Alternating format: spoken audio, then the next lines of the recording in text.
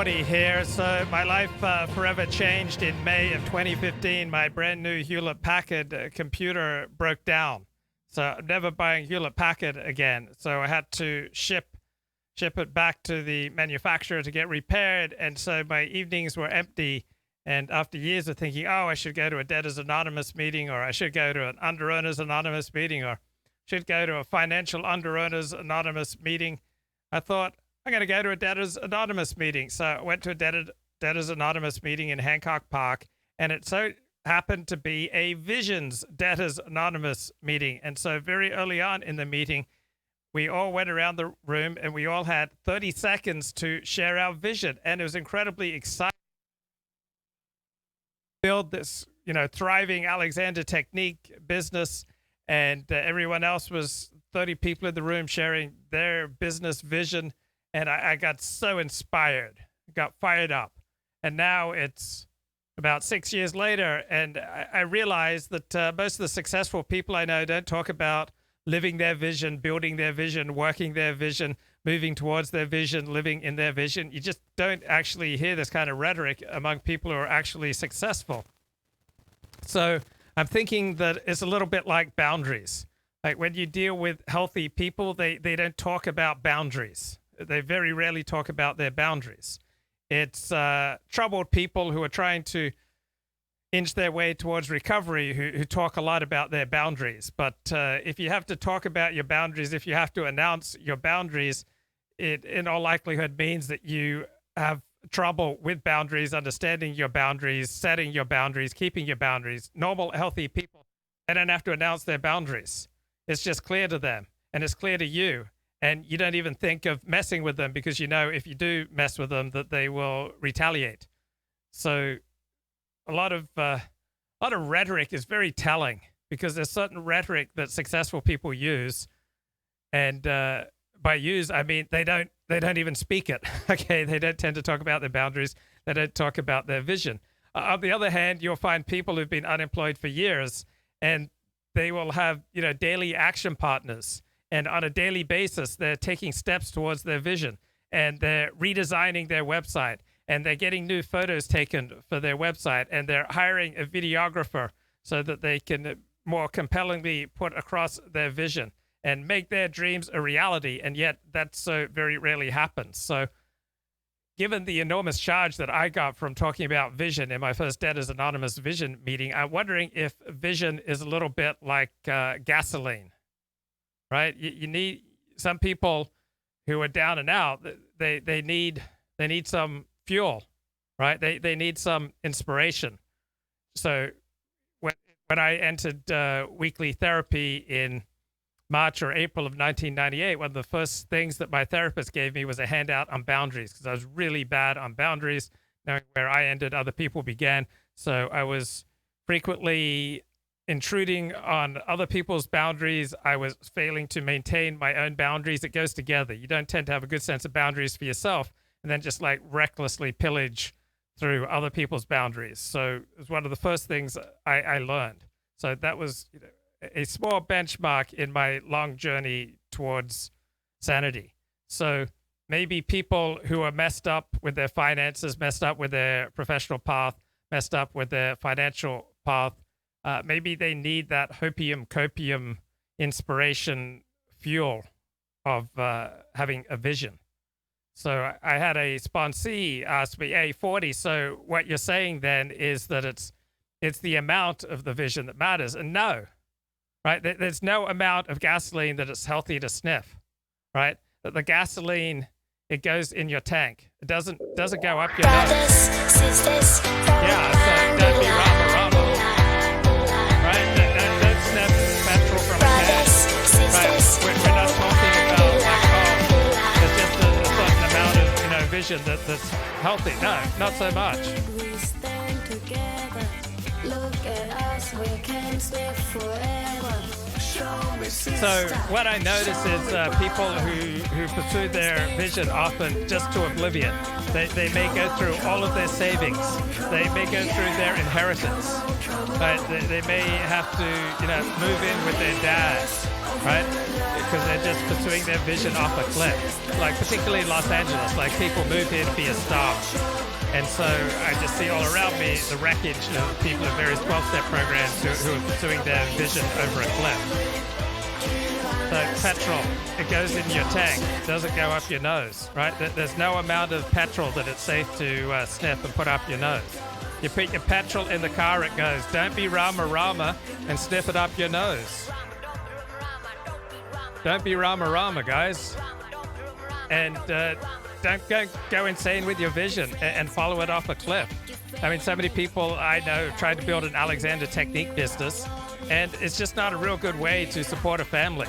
Like the people who are full-time Alexander Technique teachers usually are either independently wealthy or they have a spouse who pays the bills. Like either they've had this, lavish divorce settlement, or they were just raised independently with money. So I notice a lot of people have a very particular vision. Usually they want something prestigious, right? Nobody has a vision that I just want to be a worker among workers. But I often notice people have a vision where they're going to be the star of their own small business. They're going to design jewelry. They're going to open up a yoga studio. They're going to offer marital counseling based exclusively on the book of Ephesians. Okay, there's not a big economic market out there for offering marital counseling based solely on the book of Ephesians.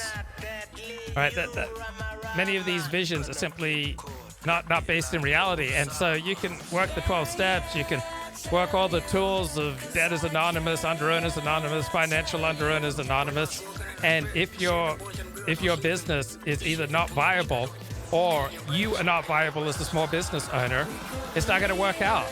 So you can sniff the vision, you can sniff the petrol from a can, but it's not really going to do you any good.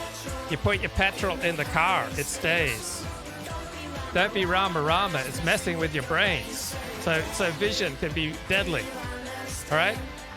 Just like sniffing petrol. Don't sniff petrol from a can. Don't get high on your own supply of your vision of this amazing small business that you're going to build. Most people are not cut out to start their own small business. It's not easy to make a living as a vlogger or a podcaster or an Alexander Technique teacher.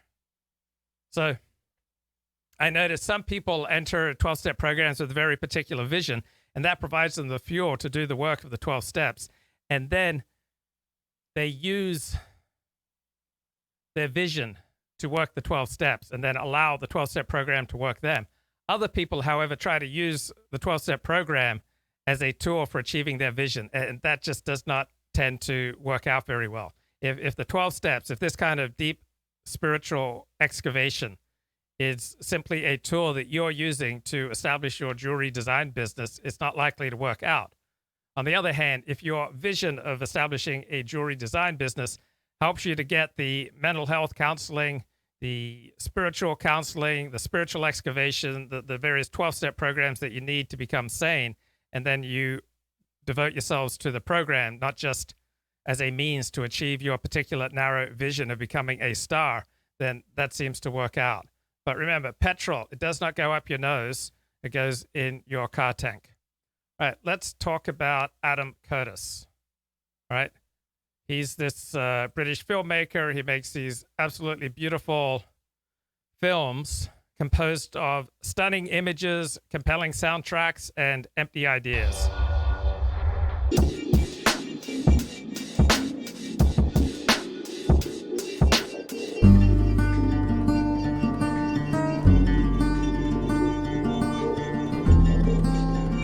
This is a short film about a documentary filmmaker who made critically lauded programs for the BBC, and about how, along the way, he proved that style always triumphs over substance.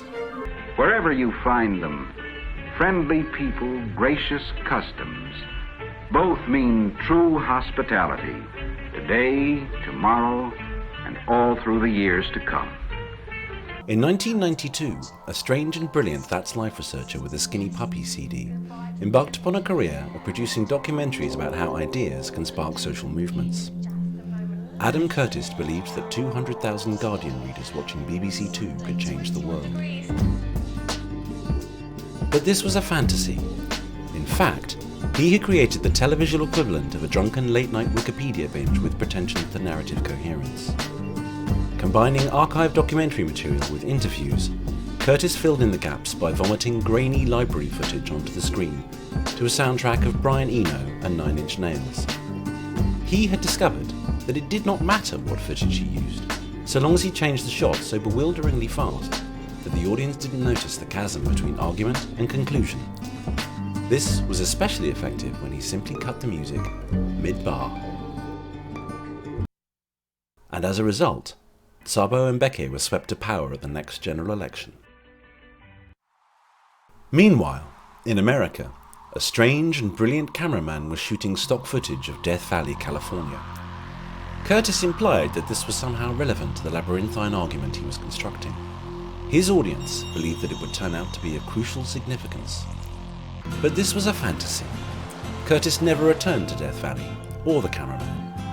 He had discovered that they did not matter, because 5 minutes later, his audience had simply forgotten about them.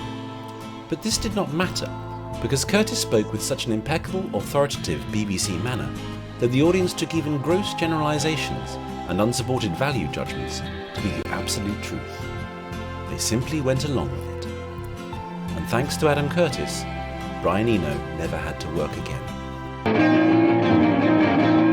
Yeah, well, they found something, but you fall down on the hole. Left you to the red box, on a test to come along. I dressed myself and left my home. I kept inside my lazy gnome. I kept inside my dusty phone. Okay, I can't really beat this critique of Adam Curtis, but I'll do my best. I'll be more granular, as the upper class say. Let's be granular and intentional as we unpack the work of Adam Curtis. Wow. 40 sounds elite. 40 has finally made it. 40 finally sounds elite. We are going to be intentional and granular in unpacking the work of Adam Curtis. Is there any there? All right, so with some politicians like Tony Blair and Barack Obama, you might listen to them and you might feel, wow, this is really profound. But when you actually read what they're saying, if you just look at the words in black and white on the page on your screen, there's no there. And so too with Adam Curtis. His films are beautiful. They are visually stimulating. They are orally stimulating. But just as it's possible to get a great hummer from a porn star who tells you that she loves your cock, all right, it's just the perfect size. It's just amazing that this is just like a life-transforming experience for her to blow you. But there may not be any substance behind those words. That may not mean that she sticks with you through thick and thin. That may not mean that she stops having sex with other blokes and other Sheilas. It just might be empty words, right? You may feel utterly drained. You might feel even spiritually transformed. You might think you've had an emotionally corrective experience getting that, porn star blowjob, but there may not be a whole lot of psychological and philosophical depth to that blowjob. It may not bespeak a long-term emotional commitment between the two of you. It may not be a terrific basis for building a family. Contrary to myth, hookers do not tend to make good wives and mothers. But at the time, that adulterous affair, that porn star blowjob, that lap dance from the hot stripper, it may seem like just the emotional corrective experience that you've so needed. But upon granular examination, as long as we are being intentional and unpacking the psychodynamics of this interaction, it may turn out to be a whole lot of nothing. So I like watching NFL films, docos. We'll look forward to answer the challenge issued by young Pharoah to the Jews.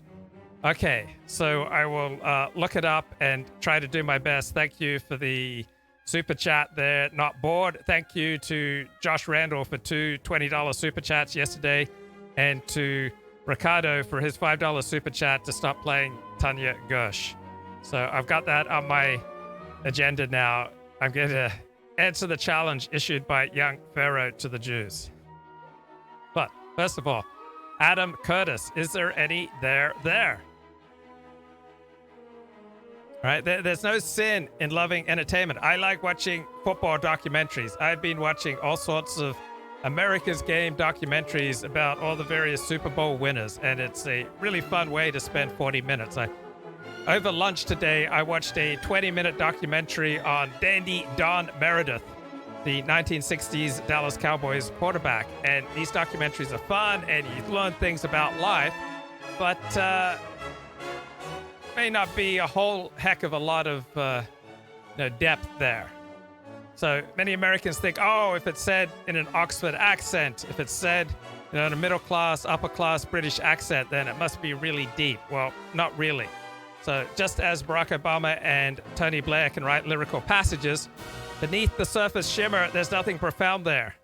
And Adam Curtis makes stunning films, but the arguments he presents are nothing but a string of unverifiable assertions. It's just like reading a Z-Man blog post where you get unverifiable assertion after unverifiable assertion after another assertion. So Time magazine writes about Adam Curtis in its February 23 issue. He is best known as the pioneer of a radical and unique style of filmmaking, combining reels of unseen archive footage, evocative music, and winding narratives to tell sweeping stories of 20th. Oh, I want to be like that poetess at the inauguration and at the Super Bowl. I want to try to get my gestures down. That challenge the conventional wisdom. Never thought of myself as a documentary maker. He says, I'm a journalist. February, journalist is just the most pretentious term. All right. There's reporting, and then there's sharing your opinions. On February 11, Adam Curtis dropped his latest epic, Can't Get You Out of My Head, an 8-hour history of individualism, split up over 6 episodes, subtitled An Emotional History of the Modern World. The goal of the series, Curtis says, was to unpack. There it is, unpack. Let's get granular and intentional here, guys, as we unpack. Unpack how we came to live in a society. We live in a society designed around the individual, but where people feel increasingly anxious and uncertain. Right? The reason that some of us live in societies designed around the individual is primarily biological. This is my worldview. Everything is downstream from genetics. Okay, just as politics is downstream from culture, well, culture is downstream from genetics. Culture encompasses politics and religion. Right? There's genetics, and then everything comes from that. So even if you believe, say, that God gave every word of the Torah to Moses at Mount Sinai 3,200 years ago, there was a particular people that then carried those words and interpreted those words and applied them to changing circumstances. So it was the particular DNA of the people combined with certain geographic locations, certain interactions with the cultures and tribes of other peoples that modified, interpreted, understood, and applied the Torah. So that's why I say everything's downstream from genetics. All right, so individualism is not something that's constructed by society. Rather, states filled with people who have an individualist orientation are always Northern European in origin. Northern Europeans tend to be individualist. They tend to believe in universalist morality. And that's about it. Everybody else is just varying degrees of collectivism. And so, oh, look, 40 here. You're just making unverifiable assertions. No, you can do the research. You can read the books. All right. You can look at Albion Seed. All right. A terrific book about the United States and 4 British Folkways in America. Okay. It's 1989 book by David Hackett Fisher. It entails the folkways of 4 groups of people who moved from distinct regions of Great Britain, Albion, to the United States. So the culture of each of the groups persisted, providing the basis for the modern United States. So East Anglia was the highest IQ part of Great Britain. And so the exodus of the English Puritans from East Anglia, they came to Massachusetts. There's a reason why Massachusetts is the highest IQ of the American states, where America has its elite universities. Then the south of England went to Virginia. So the Cavaliers and the indentured servants, the gentry, created the southern United States plantation culture. Then you had the North Midlands who moved to the Delaware Valley. So the Quakers migrated. They influenced the Middle Atlantic and the Midwestern United States industrial culture. And then you had the borderlands to the backcountries. So the flight from North Britain, the Scotch-Irish, the Border English, created the Western United States ranch culture and the Southern United States common agrarian culture. Okay, so I have science. I have books on my side. I'm not just standing here making unverifiable assertions. Were those people Ashkenazi in your story? Okay, which story? Wow. Thank you for the beautiful super chats. Were those people Ashkenazi in your story? So which particular story? Not bored.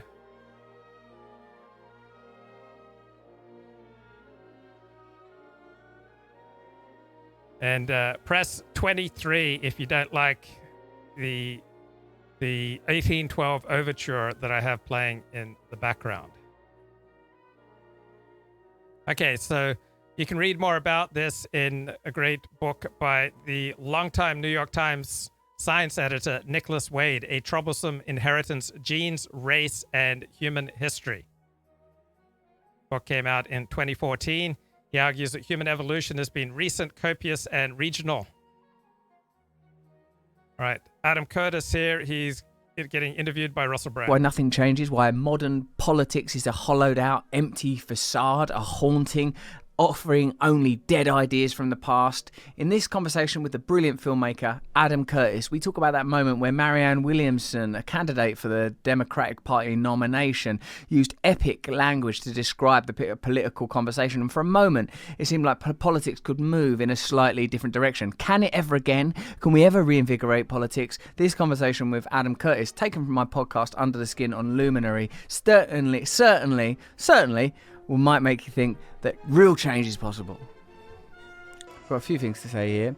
One is like I think that the limitations of scientism, not just the reference of economics and the sort of the centripetal point of economics in the limited apparent dichotomy of left versus right, even in extreme forms such as sort of communism versus free market capitalism. That the sort of philosophical accompaniment to that, the sort of soft power arm of that is kind of what I would call scientism. I'm interested in like just that one moment from the Democrat primary campaigns where briefly Marianne Williamson was sort of like part of the debate, where she said something along the lines of, you lot, she said to her sort of co-democratic candidates, are not going to be able to tackle the dark psychic forces unleashed by this man with this kind of moot sort of, bureaucracy. She said something, or techno. Okay, questions in the chat about the origins of Ashkenazi Jews. So the origins of Ashkenazi Jews are shrouded in mystery. There are many theories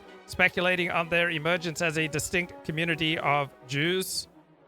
The best supported theory is the one that details a Jewish migration from Israel through what is now Italy and other parts of southern Europe. So Jews from Ashkenazi to Sephardic do have some common DNA that goes back to the Levantine. So you don't have to believe in the Bible as history to recognize that there's strong evidence that the Jews, whether Ashkenazi or Sephardic, are a Levantine people. And you can just look at the mannerisms. Okay, the way that the emotional intensity with which Jews speak is very similar to other people in the Middle East. The moving your hands around quite a bit when you're making a point, very similar to other people in the Middle East. Business ethics by Jews, very similar to other people in the Mediterranean and Middle East. The in-group versus out-group mentality of Jews is very similar to other people in the Middle East. So yeah, Jews are pretty clearly a people whose origins go back to the Levantine, to the Middle East.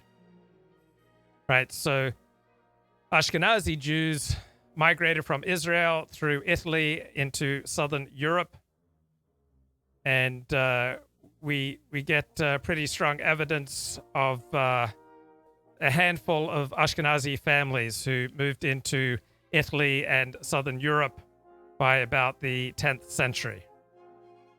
So by the 11th century, Jewish settlers moved from southern and Europe and Middle East centers further into Europe. And in the 11th century, both Rabbinic Judaism and the culture of Babylonian Talmud became established in southern Italy and then spread north. And Jews, Ashkenazi Jews from about the 14th century on, the majority of adult men made their living for centuries in money lending and in white-collar trades, which is unusual. So Jewish economic activity, Ashkenazi economic activity focused on trade, business management, financial services. So if they didn't thrive, if they didn't make money, they would not be able to support their families. So the dumb Jews would die out and would not reproduce. And the only Jews who were able to reproduce and support their families were Jews who were smart enough to lend money. And money lending is not something that you can just hand any idiot a money lending kit and then they're just going to make a go of it. You have to have a lot of brains to be successful in money lending, generally speaking. So the smarter Jews reproduced, the dumber Jews did not reproduce, and that's why you had this steadily rising Ashkenazi IQ, so much so that by about the 14th, 15th century, a majority of Ashkenazi men were making their living in white-collar ways, and that's been true ever since. Now, there was also very little assimilation of Jews in Central and Eastern Europe, so the dumber Jews, the Jews who weren't able to make it, were the Jews most likely to assimilate and convert to Christianity. Christianity was much more accessible. It didn't require a great deal of intellect. So in Christian teaching, there is this notion that you should come to God as a little child. So in 4,000 years of Judaism, there is no notion that adults should come to God as a little child. This is something uniquely Christian. And overwhelmingly, Ashkenazi Jews did not assimilate and did not marry out. So they lived insular lives. The successful ones reproduced and supported their families. The less successful ones weren't able to support families. So the more intelligent had more children. This was eugenic.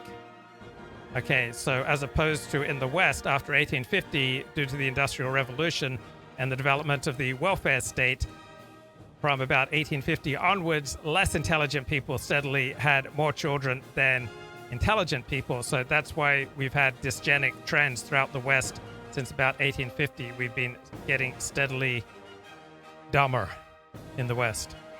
So Jews in Europe lived almost exclusively in shtetls. They lived under rabbinic leadership, and overwhelmingly they did not marry out.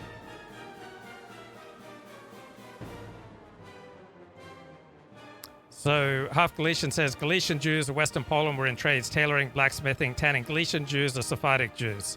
They're not Ashkenazi Jews. Not difficult to run a money lending business at 40% interest and with the backing of the king. I beg to differ, my friend, because the king could change his mind at any time. You lend money to people, they have an incentive to kill you. What are you talking about, Mr. Ford? The Italian mobsters were very good at money lending. Yeah, and the smarter ones prospered and the dumber ones did not prosper. So the Italian mafia has been largely smashed in the United States. I can't stop thinking about the plight of Tanya Gersh, Mr. Ford. What can I do to help? Great question. Galician Jews are Ashkenazi. So I may be wrong here. Okay, I am wrong. The Galician Jews are a subdivision of Ashkenazi Jews. Okay, so my mistake. Thank you for correcting me. What happened is that in the 19th century, Ashkenazi Jews overshot their ecological niche. All right, So they were making their living through money lending, but they started reproducing at such a rapid rate that there were no longer sufficient business opportunities to support Ashkenazi Jews purely in money lending and other white-collar trades. So when Ashkenazi Jews in Europe overshot their niche, then they had to go into the trades, or at least the less intelligent among them. Robert Prosper says, today, poorly educated Hasidic Yidden have more children than anyone else in New York. This is so painfully obvious. And Holly says, I think coming to God as a little child has to do with humility, right? So humility is a beautiful thing. Humility means accepting reality as it is, not as Adam Curtis imagines it to be. So Nicholas Wade wrote this 2014 book, Our Troublesome Inheritance. So contrary to the central beliefs of multiculturalists, Western culture has achieved far more than other cultures in many different areas, and it has done so because Europeans, for reasons of evolution and history, have been able to create open and innovative societies starkly different from the default human arrangements of tribalism or autocracy. Okay, so individualism is uniquely a phenomenon of peoples whose origins go back to Northern Europe. Tribal societies, for example, are organized on the basis of kinship, and they differ from modern states chiefly in that the people's radius of trust does not extend far beyond the family and the tribe. But in this small variation is rooted the vast difference in political and economic structures between tribal and modern societies. Entry into the modern industrial world had two principal requirements. The first was to develop institutions that enabled a society to break away from tribalism. Second required evolutionary change is the transformation of a population's social traits from the violent, short-term, impulsive behavior typical of many hunter-gatherer and tribal societies into the more disciplined, future-oriented behavior seen in Europe and in East Asian societies. So you bring third world peoples to the first world and you're bringing the third world, right? They create third world enclaves in your first world country. So looking at the three principal races, each has followed a different evolutionary path as it has adapted to local circumstances. Samuel Francis noted, the civilization that we as whites created in Europe and America could not have developed apart from the genetic endowments of the creating people. Nor is there any reason to believe that the civilization can be successfully transmitted to a different people. So if a people different from the English had settled North America, the United States today would be far less individualist. If the primary settlers of the United States of America were Spanish or Italian or Ashkenazi Jews or Japanese or Australian Aborigines, we would have much less individualism in America today. And as a declining proportion of the American people trace their genetic heritage to England, individualism will steadily retreat and collectivism, the human default, will steadily increase. So Professor Gerd Hofstede, who does not like genetic explanations, but he analyzes cultures on 6 dimensions. One dimension is the polarity between individualism and collectivism. So individualism is a preference for loosely knit social framework in which individuals are expected to take care of only themselves and their immediate families. Collectivism represents a preference for tightly knit framework in society in which individuals can expect their relatives or members of their tribe to look after them in exchange for unquestioning loyalty. So is a society's position on this dimension, is it primarily a self-image reflected in the term I, or in a self-image reflected in the term we? So, for example, Orthodox Jews are a collectivist society. Now, you may be asking, 40, what are the most individualist countries in the world according to Gerd Hofstede's index? The most individualist country in the world according to Hofstede is the United States. Second, Australia. Third, the United Kingdom. Fourth, Netherlands. Fifth, New Zealand. Okay, these are all states developed by Northern Europeans who all orient towards individualist religions such as Protestantism. So you got DNA here, and then downstream of DNA, you've got culture, religion, politics. Adam Curtis tells Time magazine, I have no problem with identity politics. The left retreated from economics in the 1980s because the right got into power everywhere.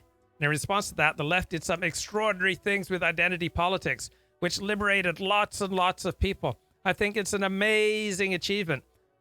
I think my criticism is that they lost control. The left lost control of economics, and it ran out of control, and money took control. Well, only some groups are allowed to play identity politics games in the West. Whites, for example, are not.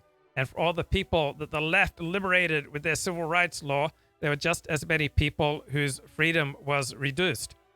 So effectively in the United States, our founding American Constitution has been superseded by a new constitution, the Constitution of Civil Rights, which has drastically reduced our freedom of association, our freedom to hire and fire, just the freedom with which we can live our lives. Now, according to Adam Curtis, Donald Trump was a con man. Trump completely failed. He didn't do any of what he said he was going to do domestically. He said he was going to get rid of the corruption in Washington. It spread. He said he was going to rebuild the infrastructure of America. He did nothing, and it is still falling apart. He said he was going to bring the factories back home, and he didn't. The opioid crisis increased. He said he was going to end the futile wars abroad. He didn't. By any measure, he was a total failure. He's another of these examples of people coming out with this great wave of anger behind them.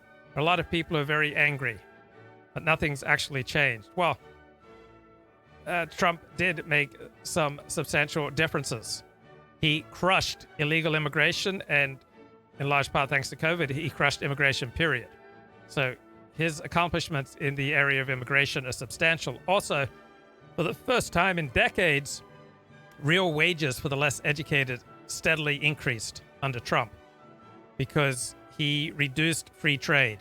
He brought about permanent shifts in the supply chain cycle. Now, I think Martin Guri has a far more coherent explanation of what's been going on vis-a-vis anger. That is, the explosion of information has reduced the monopoly power of our elite media and of our elites in general. And as people get more information, they look at what the elites have been doing and they see all the shortcomings. But the notion that Donald Trump was a total failure is purely polemical. Now, it may sound great for Adam to tell his friends, but it does not accord with reality.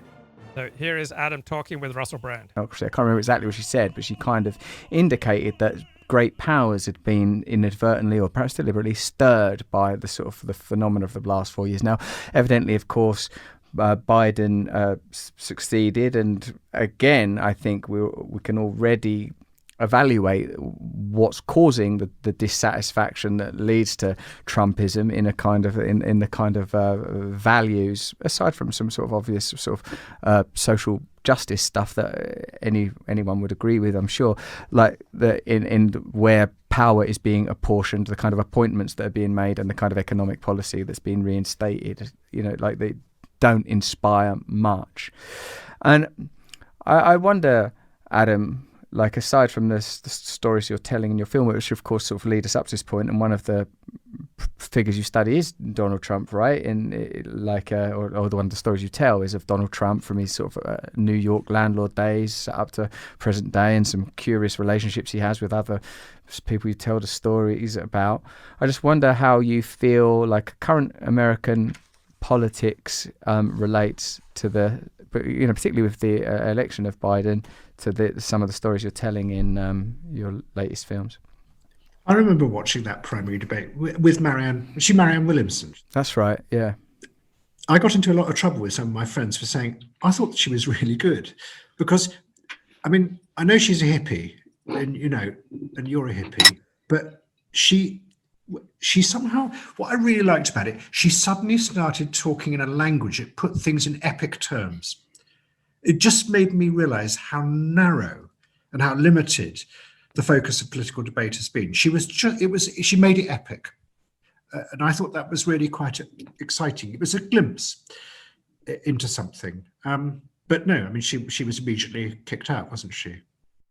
Yes. I don't know. I just thought it's a sort of, it's really the language of politics has become so limited. You ask about American politics. Well, I mean, it's in boring journalistic terms.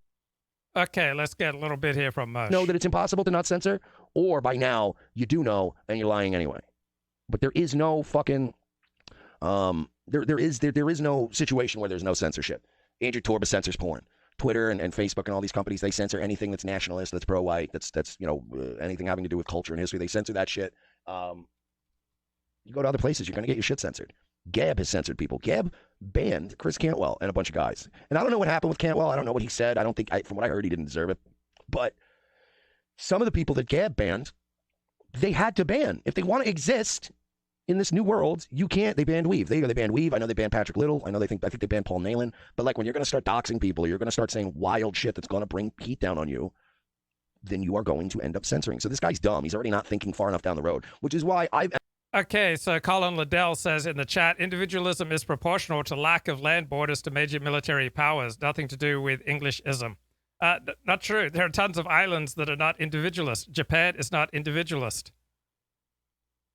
All right, so you can look at all sorts of different states in Africa that may not be next door to any major military powers. So the particular genetic structure of Northern Europeans combined with their environment produced societies that enshrined individual rights, the rights of Englishmen, the Magna Carta. So it has nothing to do with lack of land borders to major military powers. Just look at Japan. Island nation, very little individualism. Whoops. What am I doing here? And as I told you guys before, and I'll say it again, I have been working behind the scenes with some people. I'm not going to say who, but I've been working behind the scenes with some people regarding this project I want to launch. And it's going to be hard. It's going to be an uphill battle. It might very likely fail. But talking to some of the guys I know that know this stuff better than me, it's very, very doable. What I want to do is all tech that's already been invented. It's just taking several pieces from certain things and putting it into one viable project. And I have that idea. But I already outright have said, I will censor people. I will have a platform that is invite only. This platform is not going to be one of those things where you go, you won't let so-and-so on? No. Isn't that censorship? Well, no, I just don't like that guy. It's the Dick Masterson approach with a new project. If I don't like you, if you're just a shit person, you're not going to stick around. I'm not going to let you in. And that's really the only way now to stay viable and stay alive is to, instead of saying no censorship, is to embrace censorship and go, look, I'm making a platform for me, for what I like, for my sensibilities, for the people I enjoy, to give the people I like a home that they can fucking do this shit in. But as far as like, why won't you let so-and-so on the platform? I don't like them. Because you can suck my fucking dick, that's why. Because there will be no terms of service that says, come one, come all. Anybody can have a voice here and you can say whatever you want. No, suck my fucking dick. Obviously, you can't win on their platforms. And obviously, it's hard to start your own platform. But if you start a platform and police it well enough and stay under the radar, you can do okay and get away with it. So, it's just one of those things where I'm working with some people right now. By the way, Shook White says, sounds like Big Bear. A lot of people sounds like Vox and Owen. Here's the problem with that. I'm not like Vox and I'm not like Owen, because if I were Vox and Owen, I would already have a WordPress page set up to take your fucking money, you goddamn Mark. I've been talking about this thing for like a month and a half because I've been working on it on my time, behind the scenes, for no pay.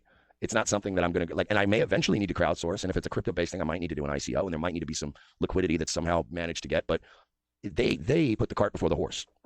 They kept telling you, we got a platform, we got a platform, we got a platform. It works, it works, it works. Live chat's coming. We're doing this. It's going to be so exciting. And then they bought a WordPress site. They embedded hidden YouTube channels and Vimeo channels into it. And then they just took everybody's money. And they haven't created a platform. I am actually trying to create a platform. And ask anybody. I've already had a couple of people reach out to me and offer me money to put towards it. And you can ask anybody. I told you, I've told them no.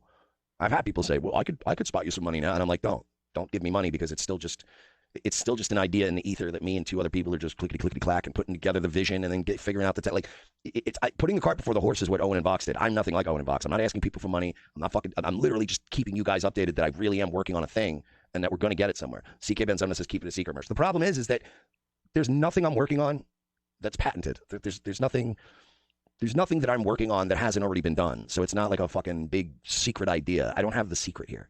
It's just I'm taking things that worked from several other platforms and trying to form one, one-stop shop for people to, stream and then have a message board, interact with each other, have a little social media platform, have all that shit, but have it sort of partitioned off from the rest of the internet, and we just have our own deal. And we have it, basically powered by a token. But there's nothing I'm doing that's original. It's just piecing together other shit and going, this works. But yeah, it's nothing like Owen and Vox, because I wouldn't be, if I were Owen and Vox, it would have been for 3 weeks now, I would have been going, guys, sign up for my fucking super secret platform and give me money. I haven't asked for anything. In fact, I've refused money already because I'm like, until I can show a presentation and go, boom, boom, that's what I'm doing. Then I'll take money from people. But I'm not going to do that until it's done. And right now I'm in the phase where I have people. I've got to look some stuff over that was sent to me, but I've got some very smart, very good people that know code and know developing. That's what I need. I need those people to tell me what's doable, what's not, and do it. But yeah, I'm not doing that fucking Owen and Box bullshit. Say what you want to say, but you better be an adult because somebody's going to say something back. Okay? Because that's what I thought being an adult meant. I thought that we can share differences in opinion. Not you can say what you want to say to me, but I can't respond to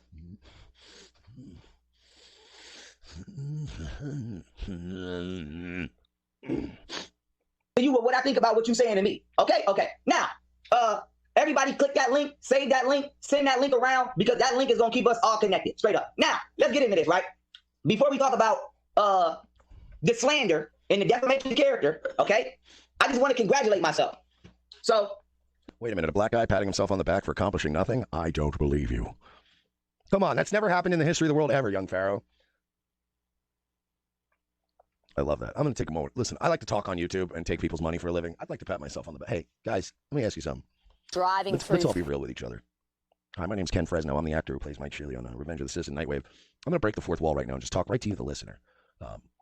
You know, for 4 hours every day, I come here and I talk, and I drink alcohol, and I smoke, and I watch videos of people making an ass of themselves. And I ask that you guys give me money for it.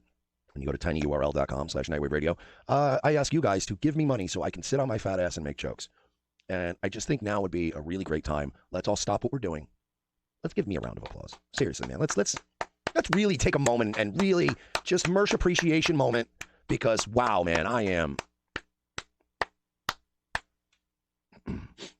I mean, if you at home, if you got some wine, I don't care what you do, you're smoking, you know what I'm saying? I'm gonna give everybody 30 seconds to get right. Congratulations to me for being the biggest. Okay, I was down on YouTube for a while, but I'm back, I believe. So let's get back to our subject topic here of what's going on with Adam Curtis. So Adam says the readership for newspapers began to collapse in the early 1990s. That was the point at which journalism became very boring because it had nothing else to say. It didn't have any dramatic narratives. So journalism becoming boring and lacking dramatic narratives had nothing to do with the decline of the news business. The news business is a business. It's a business at bringing together all sorts of different forms of information and entertainment so that you can sell advertising. Right? The business model of journalism collapsed. It was not because of a lack of dramatic narratives, but because its business model of packaging information and entertainment to assemble eyeballs to sell them advertising simply could not compete with all this new forms of information. So people now would frequently rather go to a YouTube live stream than even listen to talk radio or watch Fox News. Adam Curtis says, individualism is born out of mass democracy. It is a natural consequence of it.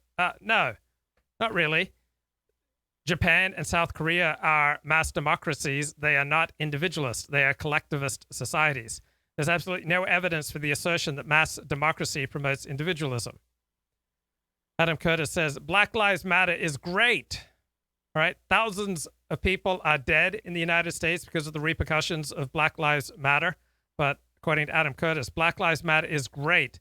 It's the first movement that comes along and says, this is structural. This is about power. Yeah.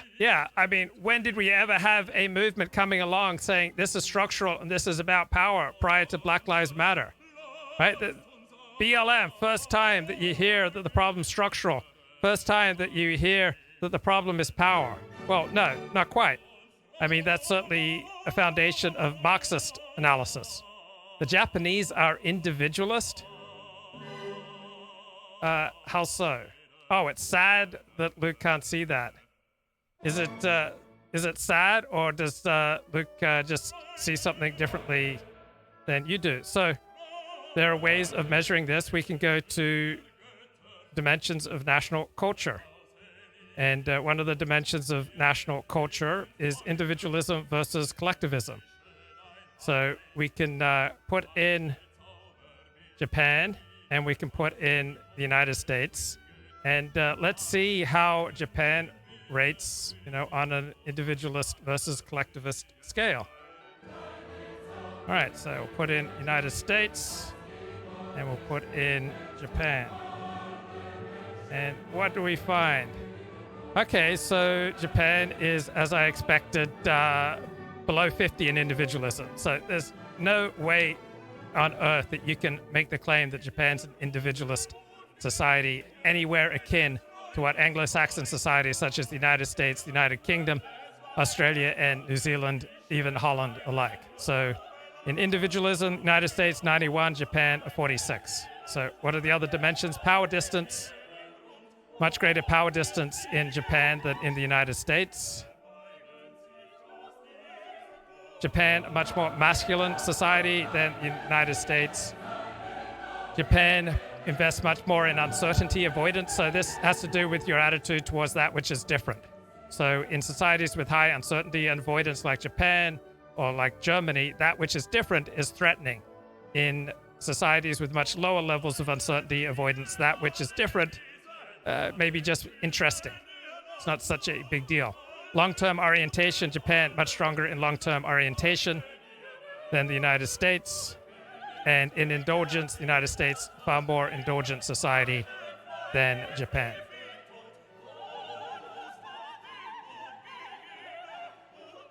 I have no idea how Colin says that Japan's a very individualist society.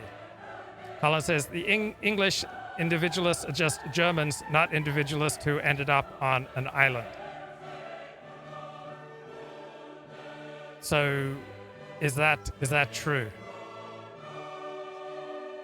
Have to do a little bit more thinking on that, but let's compare the United States with Germany. Right, so the United States, 91 in individualism, Germany, 67. So Germany, much more individualist than Japan, but not nearly as individualist as Anglo-Saxon countries. Power distance, approximately the same, a little more power distance in the United States. Masculinity, about the same. Uncertainty avoidance, much stronger, powerful factor in Germany than in the United States. Long-term orientation, Germany has much more of a long-term orientation than the United States. And in indulgence, the United States far more indulgent than Germany. So this is the Hofstede insights for cross-cultural, cross-country comparison. Let's get a little bit more from Adam Curtis. What I worry about is that Biden has appointed in his foreign policy many people who were effectively hawks, both over Iraq and now over China. And I do think that one of the real problems of America is ever since the Cold War, it's got to have this sort of fear thing. And it was Bin Laden for a bit, and then it was Putin. Have you noticed how Putin's rather disappeared? Yeah. And now it's Xi Jinping. Okay, that's absurd. All right, advisors do not exist in a vacuum. They react to circumstance. So the United States is unlikely to be engaging in any more nation building, however hawkish Joe Biden's advisors are. And that the United States had negative feelings about Osama bin Laden and they regarded him as an enemy was only completely rational.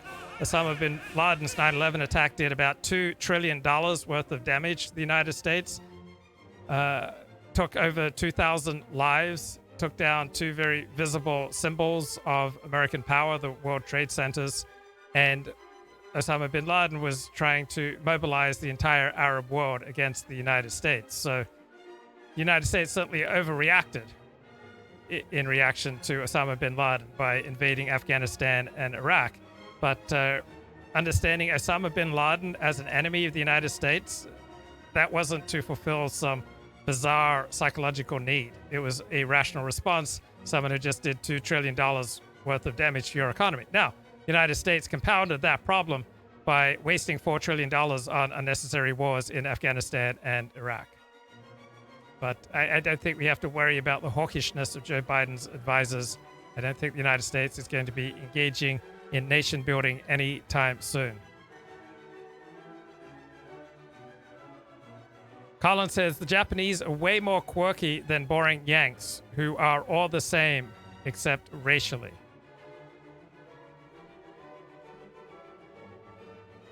Luke, take a genomic pep talk from JF Gariepy. JF has asked about the state of the right in the US. He is not thrilled. Okay, so let's see what JF Gariepy has to say about the state of the right here. Thanks for the link, Bill. Of this and that. And it seems to me that these authorities don't have a ultimate proof of their claim. They just say they are unsatisfied with the papers being shown or that. But you know, when you keep reserves of hundreds of millions of dollars, maybe it's not in the right account, maybe it's in another account, maybe it's at another bank. So it's unclear. It's unclear to me whether the people behind those lawsuits have anything solid on USDT. It's clear that they're trying to legislate so that all of these stablecoins will have to deposit an amount equivalent to their stablecoin supply into the Fed. So there will be no way to hide, no way to say, well, we have it when they don't. But I'm confident for now that the system is not being abused and that the supply size is backed up. Although it's not backed up, in a way that you should be ultimately confident of long term. Like, it's not backed up in a way that if you have $5,000 of USDT, they will write you a check of $5,000. There is no option to withdraw. Although we've seen some incinerating happening, which suggests that for big sums, like $10 million, $100 million, they might be writing checks back and incinerating the USDT. So there's uncertainty about your question. That's the state of my knowledge of it. Big Boy sends a super chat on YouTube. He says, hey, JF, I'm glad you are well. How do you see the right in America as a whole? Well, the right has failed. It has failed at the mainstream level. It has failed at maintaining platforms. It has succeeded intellectually, in my view. I mean, I'm convinced by right-wing ideas. I think we have the right approach with the world. But the right has failed at being a dominant force the way it was in 2016, 2017. It has failed at recruiting the momentum of President Trump and changing this into actionable realizations. So it's very dissatisfying what the right has accomplished. We barely made a dent. We barely made a dent into the progression of this country leftward. So it's like, we're going left, we're going left, we're going left. Oh, there's Trump. Oh, we're going left, we're going left, we're going left. It's like a falling system, and the right has not succeeded, other than we've won the fight of arguments so much that we eventually got censored, and some of the arguments that we used to make, we cannot make anymore. But that's the state of the right. No communication channel, disparate sets of interests that are not quite solidary. Okay, there are many communication channels left. So, sure, big tech has censored many conservative ideas that you can't express, but there are other places you can express them, on Rumble, on BitChute, on Telegram, etc.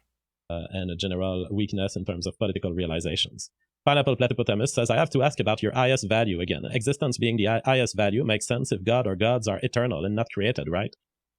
Bitcoin problem, the claims of certain elites and the FMI, and then they talk about here's countries JF trying on to the state of Bitcoin. YouTube. The fact is, it's going to be hard, and I don't see them succeeding at all. So, guys, that was it for today. Will young Pharoah be banned from YouTube? Oh, this is not looking good. 4 people vote yes, 2 people vote no. But I hope that that people show tolerance, although, let's face it, he's been making a stream that I couldn't make, and it wouldn't be surprising to me that eventually YouTube will perhaps de-verify him and perhaps block his stream or delete it. All right, guys, that is it for today. I'm going to make sure that I've answered all questions. So I will see you all tomorrow. Okay, there's a little bit from JF Gariepy. Let's go back to assembled some thoughts, did some research on Adam Curtis. So Adam Curtis says Black Lives Matter is great. So forget the thousands of people who are dead because of the amount of criminal violence unleashed by Black Lives Matter, providing incentives for cops to draw back from enforcing the law. Black Lives Matter is great because it's the first movement that comes along and says this is structural, this is about power. That's completely ludicrous. We've had many movements come along and say the problems in our lives are structural, this is about power. Because in the age of individualism, the word power has disappeared. Individualism exists in countries dominated, created by people of Northern European origins. Aside from that, you don't have rampant individualism. We're not in an age of individualism. So the United States, England, Australia, New Zealand, Holland. Okay, these are individualist societies today. There were individualist societies 50 years ago. There were individualist societies 150 years ago. There were individualist societies 250 years ago. Adam Curtis says, you're supposed to be empowered yourself. What is re-emerging is that old idea that it's about changing the structure. Yeah, there's nothing new with the idea of changing the structure. That's what Black Lives Matter is saying, and it won't go away. Well, Black Lives Matter is just some kind of incoherent rant. Just like rants are, all over the internet. There's no thoughtful platform with Black Lives Matter. It's very interesting that it took a group which has been excluded from that system to come smashing through to the mainstream. How exactly have blacks been excluded from the system? Right? We can't talk about anything in the United States without first asking, how does it affect blacks? We can't talk about incarceration. We can't talk about crime. We can't talk about public education. We can't talk about public transport. We can't talk about public space. We can't talk about social cohesion. We can't talk about anything in the United States without first asking, how does it affect blacks? So this idea that blacks have just been systematically excluded from the American system is absurd. Black Lives Matter brings that debate about power into the mainstream. I think it's great. It's the return of sociology. There's nothing about Black Lives Matter that brings a debate about power, structure, and a return of sociology. It says that the reason you feel bad doesn't just come from inside of you. It isn't your failure, which is what a lot of modern positive psychology says. There have always been ways for thousands of years to blame your problems on outside forces. Black Lives Matter is not unique. What Black Lives Matter says is, no, the reason you feel bad is because you live in a bad society. Okay, great, leave. Right? Go to those utopian societies across the seas. Go, get up, leave. Right? If you think this is a bad society, then go. Who needs you? Get lost. Take off. We don't need you. Goodbye.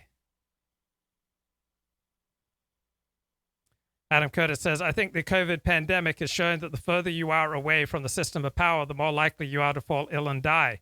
Whereas the higher you are up the hierarchy of power, the safer you feel. Again, just complete absurdity. COVID has shown that the fatter you are, the stupider you are, the less care you take for your health, the older you are, the more comorbidities you are, the more likely you are to die, right? COVID does not kill on the basis of how close you are to power. Whoops. Let's get... And I just think that a lot of the people some of the people he's appointed to high positions in his foreign policy team are sort of China hawks. And we're going to get another wave of that. Because there is a thing at the moment. And again, a lot of people are sort of happy. It's a bit, it reminds one very much of the Iraq War. Is a lot of people on the liberal left are also quite rightly concerned about the Uyghurs and the way that the Chinese are behaving in their mass re-education programs. He brings nothing. Like, he thinks it's horrible to be hawkish with regard to China. I mean, what rational position should the United States have against a power that seems to be on the ascendancy and which is threatening to push the United States out of Northeast Asia, which is threatening to take over Taiwan? You think you should continue to aid that power, which is your chief geopolitical enemy? And what national incentives does the United States have to care about how China treats its Uyghurs? How China treats its Uyghurs has absolutely nothing to do with the United States. That's an internal matter. Now, what I find troubling is, why do so many countries like China and Myanmar, why don't they welcome the Muslims amongst them? Like, why aren't they thrilled by Islam? Like, why don't they venerate the diversity that Islam brings? I mean, think about all the wonderful things that happen to an industrial country whenever you have a large influx of Muslims.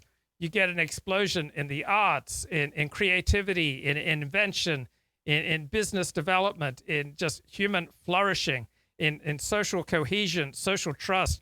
Only wonderful things happen when you get a large influx of Muslims into your first world country. So, why are China and Myanmar, why are they being so mean and nasty to their Muslims? It just makes absolutely no sense. Boy, I sure hope that Joe Biden makes Muslim welfare in China his highest priority. I mean, that would be the best. How is Luke's Bitcoin investment going? Was that an individualist investment or was it more herd-like? I think it was probably herd-like. I bought at 38,000 and I sold at 41,000. So on my $500 investment, I made something like $65 after paying fees. Luke cornered the market and essentially destroyed Bitcoin. You remember the jingle, the touch, the feel of cotton, the fabric of our lives.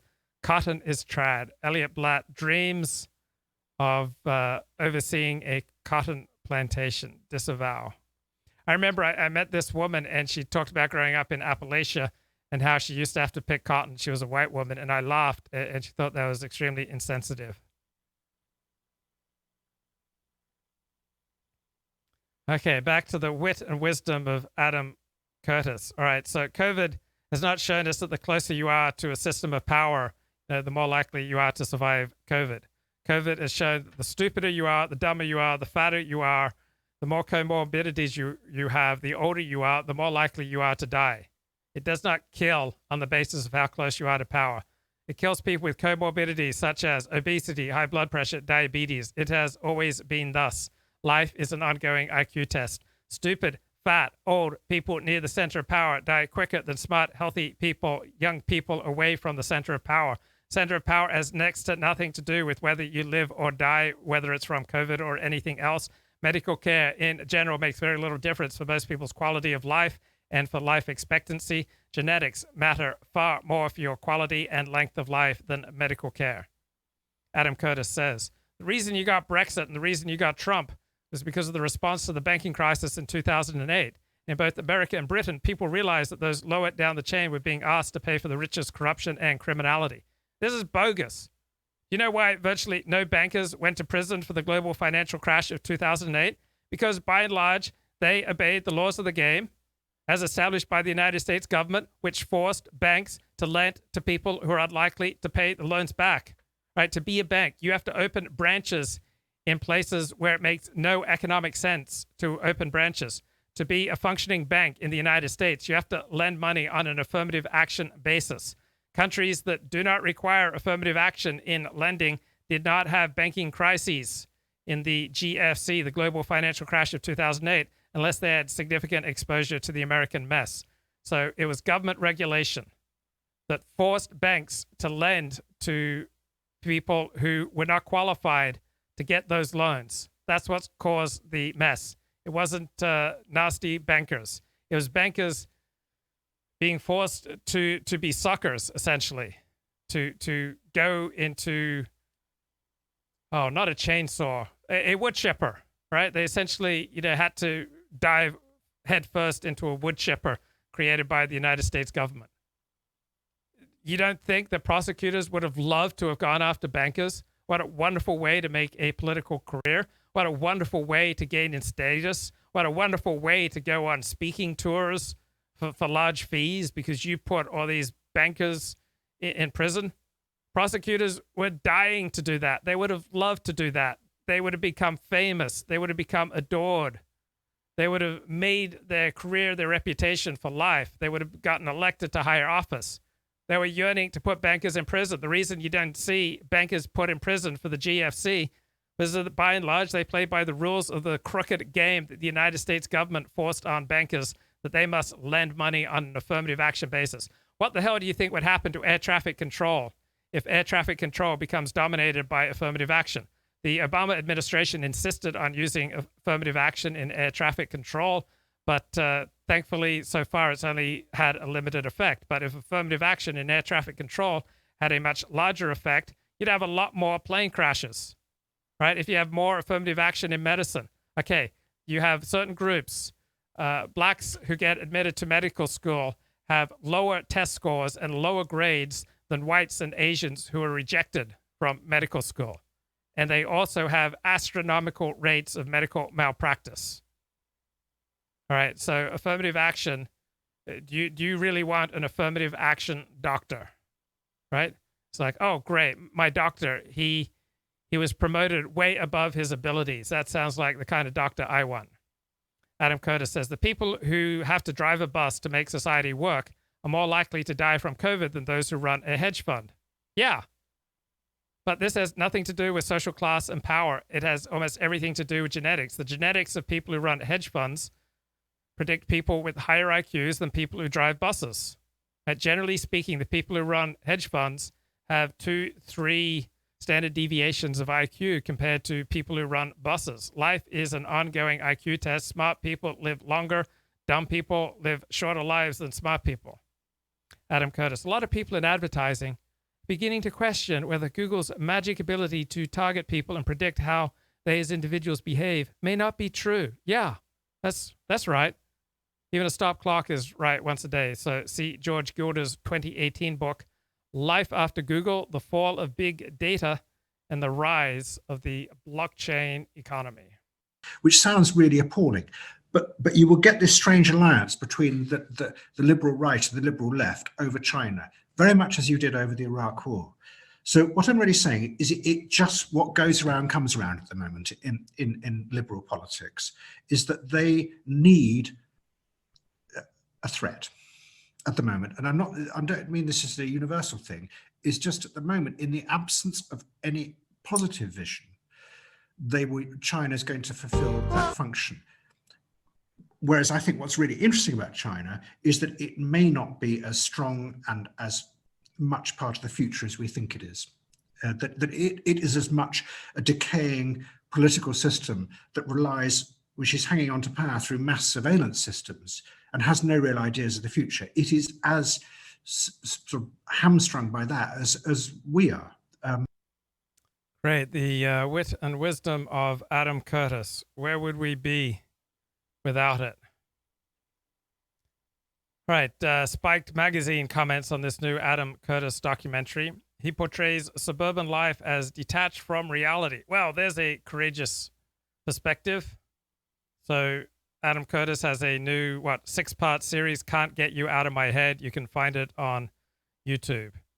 Right. So he regards the suburbs as detached from reality. Well, how much time has he lived in the suburbs? There's nothing inherent about living in the city or living in the country or living in the suburbs that detaches you from reality. As if this state of alienation was more a product of lifestyle or architecture and planning than politics. People who live in the suburbs aren't any more alienated than people who live in the city or people who live in the country. The suburbs was once thriving hubs of popular participation. Guess what? They still are. Guess what? Homogeneous suburbs tend to have high levels of social trust, high levels of volunteering, high levels of cohesion, right? But when you introduce diversity, the more diversity you have, the less social cohesion, the less social trust, and the less volunteering. Now, I know the elites have contempt for the suburbs, but has Adam Curtis ever lived in the suburbs? On what rational basis can you argue that life in the suburbs or life in the country or life in the city is more or less real than life in another geographic locale? Life is not more real in the country versus the city versus the suburbs versus by the beach versus by the skiing. Spiked continues its review here. Our rulers have persuaded themselves that free will is a sham and that ordinary people are easily manipulated. Okay, whether free will or not is a sham is a philosophical issue. So it has nothing to do with rulers persuading themselves. Now, this idea that ordinary people are easily manipulated about things that concern their vital welfare is nonsense. You try spreading false rumors in your community or at work or in your church, you will lose credibility and people will stop listening to you.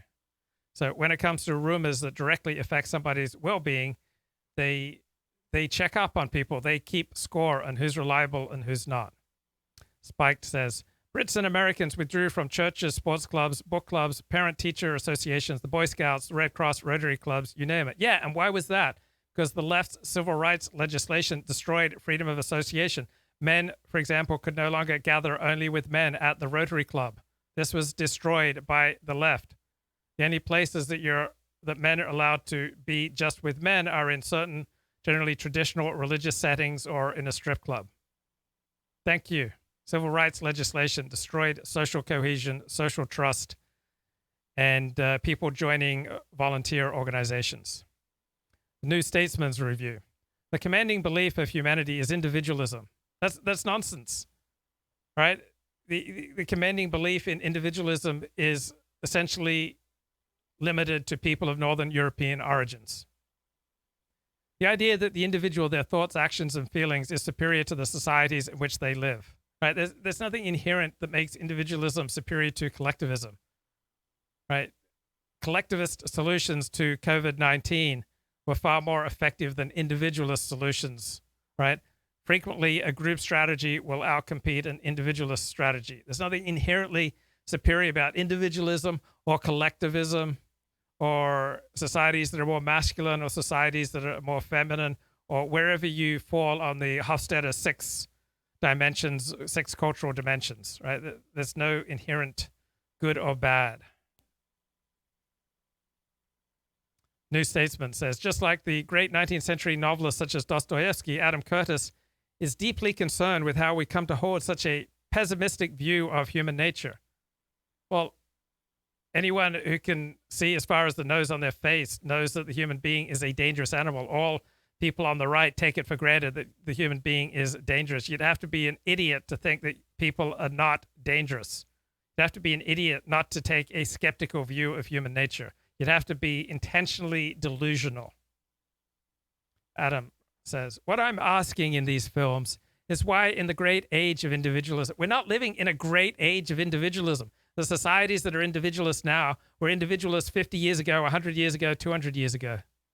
The great age of individualism, which promised empowered individuals, have we ended up with entire societies that are uncertain, anxious, and distrustful? No, we don't have entire societies that are uncertain, anxious, and distrustful. Maybe the people Adam knows, the societies that I know, chiefly Orthodox Judaism, are not uncertain, they're not particularly anxious, and they're not distrustful.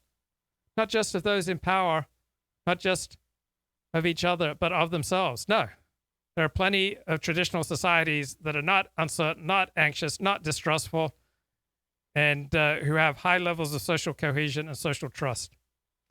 That is the fundamental thing that is stopping us from having the confidence to imagine different kinds of worlds. Anyone can imagine different kinds of worlds. Like any bloke can imagine going to bed with a different, young, hot Sheila, every night of the week. The lack of freedom of association has more to do with uncertainty, anxiety, and distrust than anything else. Adam, the ultimate hidden truth of the world is that it is something we make and could just as easily make differently. No, the world is as it is, and our ability to change it is severely limited by biology, by geology, by genetics. Adam, this conspiracy theory was going to have a very powerful effect in the future because it would lead to a profound shift in how many people understood the world. Because what it says was that in a dark world of hidden power, you shouldn't expect everything to make sense, that it was pointless to try and understand the meaning of why something happened because that would always be concealed. What you look for were the patterns. My father often said this, and dear old dad was absolutely right. The problem is not that the world does not make sense. The problem is that the world does not make perfect sense.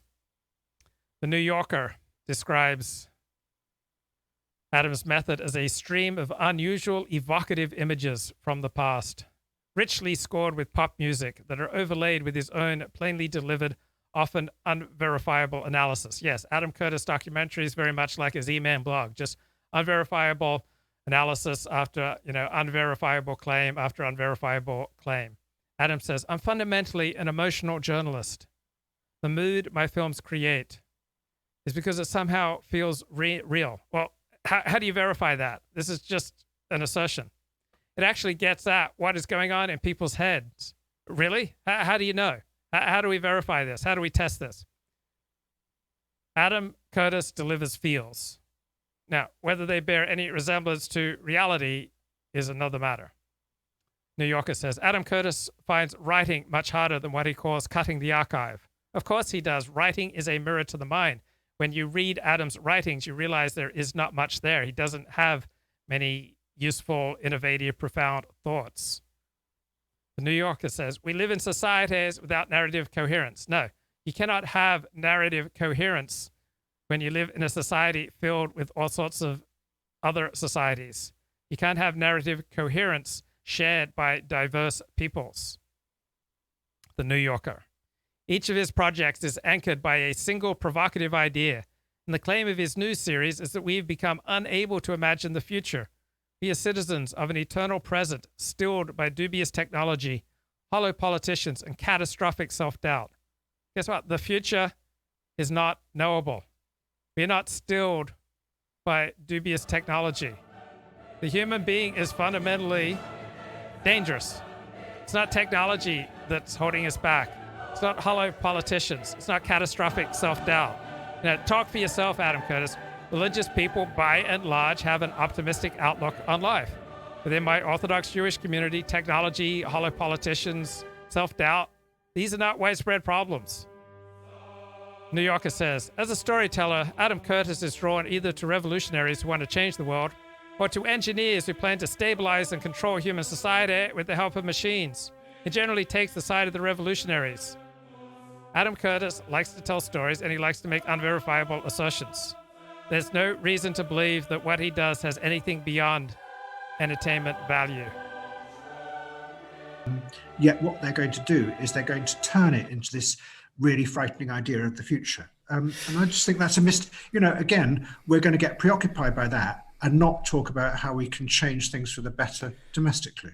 That's pretty cool. I think what you like, Adam. It sounds like, and maybe this is something I'm remembering from the films, that these sort of apparent great sort of empires or states are hollowed out on examination. And I remember, like, when Grenfell happened, my mate James, who you know, saying, like, he lives around there, and he said that, like, when that happened, you realise that everything was sort of subcontracted by sort of 5 degrees, and there's no one there. There's no there. You go to the building, and it's been hollowed out. There is no council person that go, oh, sorry about all this. We better sort that out. And like that bin man getting sacked that booted the head off a snowman, he's like a subcontractor bin man. There is no sort of cohesive social alliance or contract or bond between us, that these things are sort of hollow and empty and held together by the conservation of dead ideas. And you're right, that doesn't suggest strength. Yeah, dead ideas. That sums it up, really. That if you look at it, where are we at the moment? We're living in the attempt to keep stable what effectively in this country and in America since 2008 are pretty much dead ideas. I mean, it is very strange that we now have banks doing what's called negative interest. You know, they'll actually pay you to borrow money. It's odd. There's something weird about this. Okay, back to my cutting edge and stimulating critique of Adam Curtis to Beethoven's Ninth Symphony.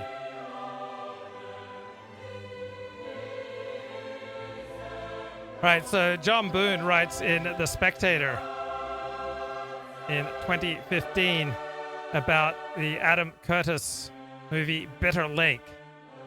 All right?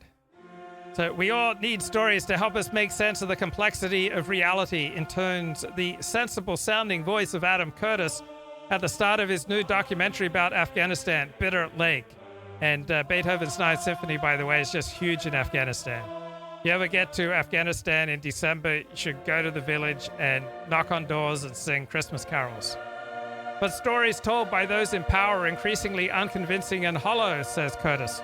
So what a relief then that Curtis has raided the archives of the BBC News on our behalf for footage of the West's 13-year engagement in Afghanistan to construct his more than 2-hour-long story. His conclusion: the crisis in Afghanistan is all the fault of the witless Americans. Yeah, because Afghanistan would just be a wonderful, peaceful, prosperous place if it wasn't for the Yanks. So according to Curtis, the problem all began on a U.S. warship parked in the Suez Canal in 1945. Cue newsreel. It was there President Franklin Delano Roosevelt met with King Abdul Aziz of Saudi Arabia and agreed to buy all his oil. But the wicked, wicked Saudis used their oil wealth to export their radical, violent, and extremely puritanical form of Islam, Wahhabism around the world, including to Afghanistan. So Adam Curtis's story as simplistic as anything told by those in power. It's made to seem frightfully clever by his acid trip filmmaking style. It's basically the televisual equivalent of a drunken late-night Wikipedia binge with pretension for narrative coherence. So in his search for the complexity of reality, Adam Curtis bangs on endlessly about the Saudis. But in this TV equivalent of staging Hamlet without the prince, he barely mentions Pakistan, the single most important driver of the decades-old conflict.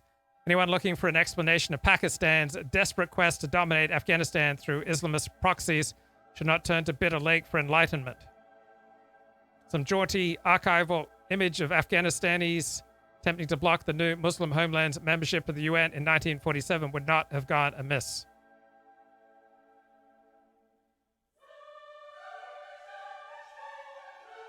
Curtis makes much of the irony of British troops returning to Maiwan, the scene of a great defeat for their 19th century forebears. Well, yes, colonial Britain did suffer some epic military defeats in Afghanistan, but it bounced back to win both of its 19th century Afghan wars. Even the Russians arguably achieved their strategic aim of propping up the Afghan communists who outlived the Soviet Union itself. Anyone really interested in the complexity behind the lost war in Afghanistan story might remind themselves that the United States and its allies easily secured their basic military aims in 2001, swiftly destroyed al-Qaeda's operational base in Afghanistan, and ousted their Taliban landlords. Nor have the West's subsidiary nation-building efforts been completely disastrous. Curtis has much to choose from on this front: the reconstruction of a national infrastructure destroyed by civil war, the revival of vast tracts of farmland by landmine-clearing charities, the giant leaps in health and education. Or how about just one interview with any of the 5.7 million refugees who have returned to Afghanistan since 2001? So 20% of Afghans have left refugee camps to return home, and they are still coming back. 40,000 came back in 2013. Pretty clear Adam Curtis is as uninterested in such complexity as Adam Curtis is in the Afghans, the people he really doesn't seem to like very much.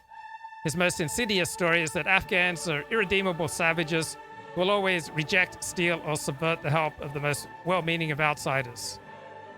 Naive Westerners are mocked, from the army of U.S. engineers who built the Kajaki Dam in Helmand Province in the 1950s to Rory Stewart's Turquoise Mountain Foundation in Kabul, seen introducing Afghan students to Western conceptual art. Afghans have consistently demonstrated their wish to join the 21st century. For more than a decade of trying, the Taliban have failed to gain more than a slither of popular support.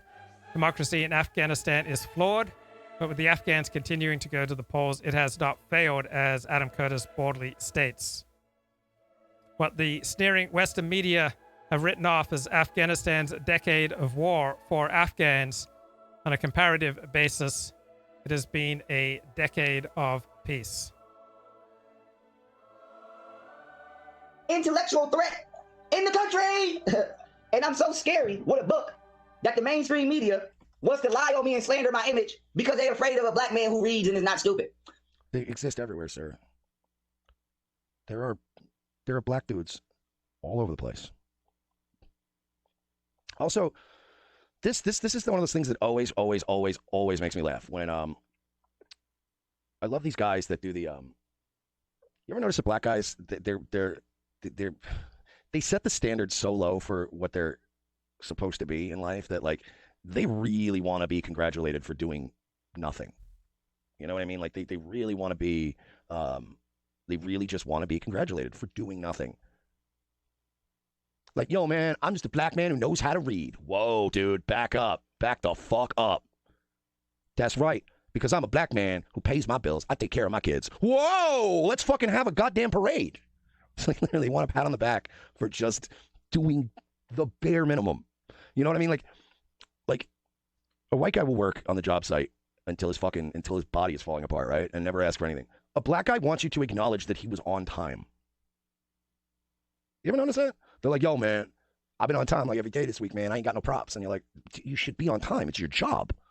The only ones that want it, they always want recognition for doing what the fuck you should just be doing. I take care of my kids. Yeah, well, I mean, you're supposed to take care of your own kids. Oh, Chris Rock says that I pay for my kids. What do you want, a cookie? Well, it's true. I'm sure it's Chris. I mean, it's a very common observation, but yeah, like, it's just, what do you want for this? Yeah, man, I work hard to get my kids what they need. Okay? And it's unbelievable, man. By the way, my AC's not on. I gotta go turn my AC up because I'm fucking. So I want to let everybody know, as I kick my feet up, okay? Kick my feet up. Toast to everybody at home. Yes, it's scary when you read. And it's so scary that the people at the top don't try to slander you in the news and lie and say you did things that you didn't do and said things that you didn't say because they are afraid of an intelligent black man. I didn't make a threat. I didn't threaten nobody. I didn't say anything illegal. All I did was say, I don't agree with people's religious beliefs. And I'm willing to put $50,000 on myself against the top rabbi of Judaism, of Judaic tradition, culture, and beliefs / religious affiliation to debate me in front of the world on their beliefs. And because I'm challenging. By the way, I love the fact that this guy is drinking wine just to look like sophisticated. I mean, you don't. Most people, right, that are gonna drink wine and shit like that, you're either a woman or a gay guy, or you're eating dinner. Like when you're eating pasta. Somebody's saying I think it's Boone's Farm. Somebody else said it's Hennessy. I don't know. Malevolent bystander says he doesn't even know how to hold the glass right. Well, that's because he thinks it's a gun. Sorry. I shouldn't have said that.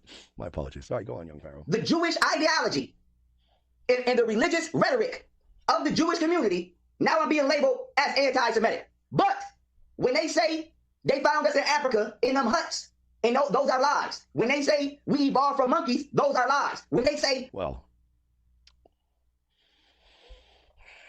you're making this real hard on me, buddy. Okay, if he's making it hard on you, bro, let's play some JF Gariepy here. Yeah, but there's another one. Robin Stanley says, JF, do you and your family X-country ski? So that's some kind of extreme skiing Cross-country in the side of the country, in the countryside. I don't know what you're talking about. Is it possible that we are under a bot attack? Or maybe there's just great popularity for me. Luke Jones says, hi, JF, I recently got solar panels, but can't afford a battery, and feed-in tariffs are low. What would you recommend I do with the extra power? Is it worthwhile to mine Bitcoin? Thanks, JF. Well, it depends on how many volts you can get and watts. My guess is you probably didn't buy enough solar panels to power an Ant miner.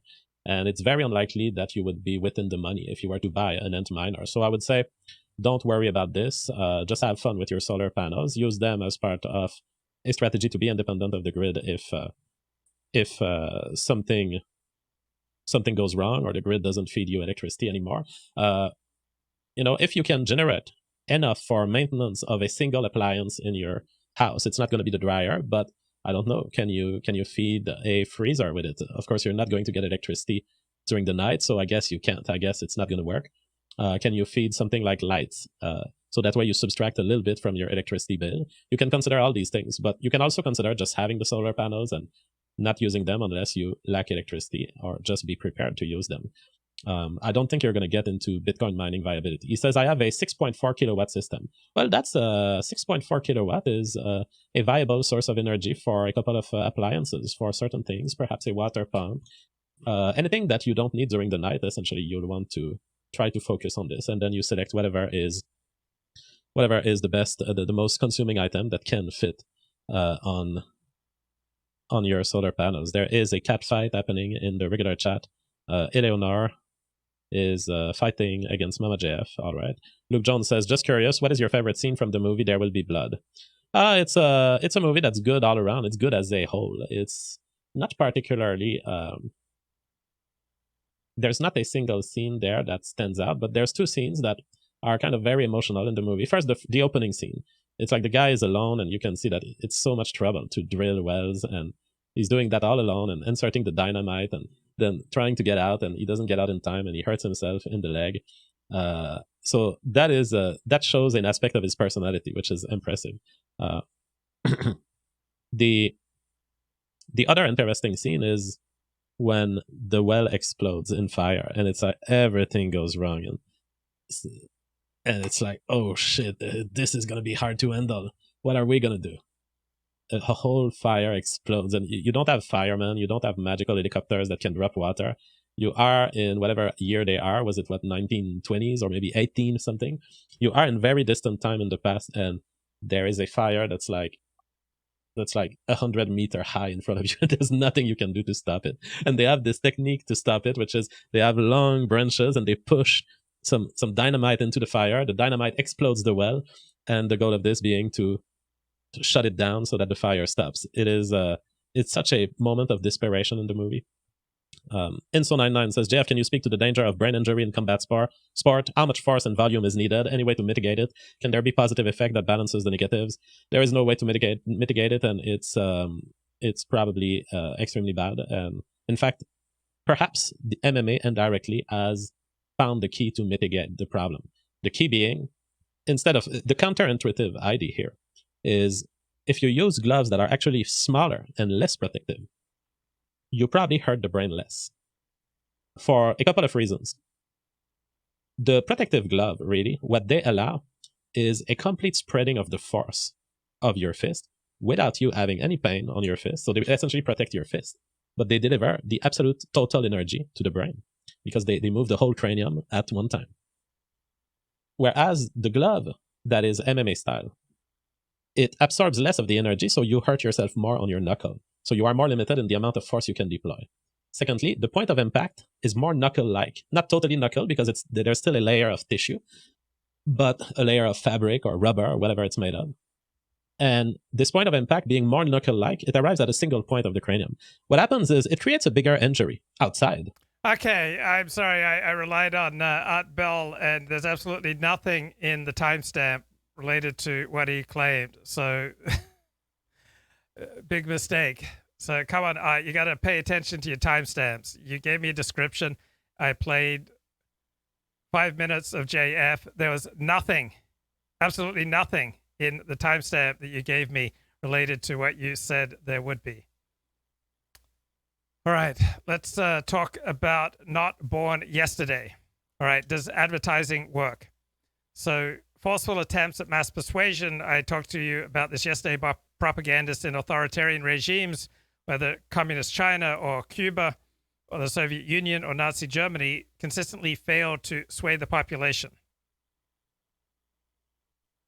So now we have campaign managers, we have spin doctors, marketers, pollsters, we've got crisis consultants, we've got other specialists who proliferate in contemporary democracies. Are they more astute? Are they simply better? Right? So in US, politicians vastly outspend other politicians. So $6.4 billion was spent on politics in the United States, a third of that on the presidential race. So does that advertising work? Well, research on whether political campaigns and the media can win elections or sway public opinion has given surprisingly ambiguous results. So it's not at all clear that all this advertising works.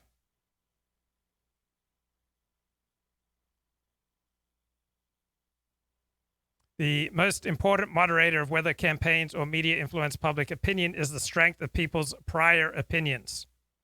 Okay, so it's much easier to shift people incrementally than it is to shift people radically.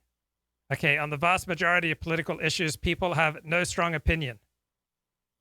In the run-up to the 2000 U.S. presidential elections, few voters were aware of what position George W. Bush and Al Gore held on Social Security.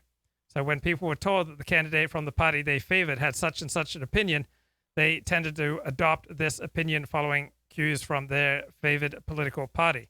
So following party cues reflects the largely sound working of trust mechanisms. If you have come to trust a particular political party over many years, it makes sense to follow its lead on issues about which you have little knowledge. Citizens are skilled at recognizing who among them is more knowledgeable on political issues and taking their opinion into account. On the whole, people are more influenced by reliable signals. For example, a newspaper sends a more reliable signal when it endorses a surprising candidate, and people are more influenced by surprising endorsements. So if the newspaper endorses a candidate that does not belong to the party usually supported by the newspaper.